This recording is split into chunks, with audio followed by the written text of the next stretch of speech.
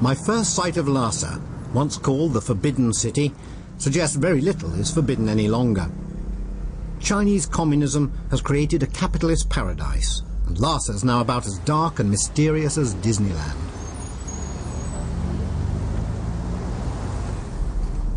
But all is not lost. Astride a rocky outcrop in the heart of the city is one of the most charismatic buildings in the world. 13 stories high, it looms over Lhasa like a giant Buddha. Chairman Mao wanted to blow it up, and I can see why. If a nation could be symbolized by a single structure, Tibet was the Potala Palace. I remember seeing this extraordinary building in photos in my encyclopedia when I was young.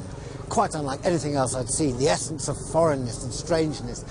And of course I'd never expected to see it, because at that time Tibet was closed. There was no chance of seeing it. Now of course I can come here, Tibet's open again, but sadly the Dalai Lama, whose palace it was, has gone, and it's now just a museum. The Potala Palace was completed in the 17th century, and no expense was spared to make it a home fit for a god-king.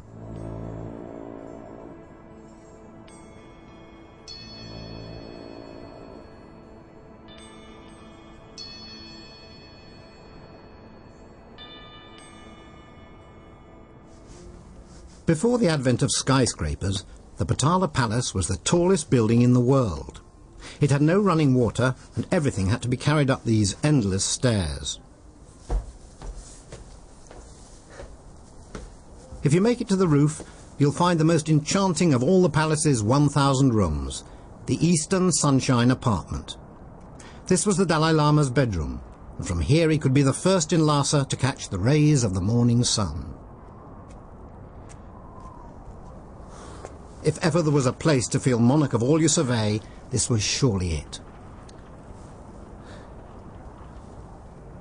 It's almost half a century since the present Dalai Lama, the 14th, looked out over his city for the last time.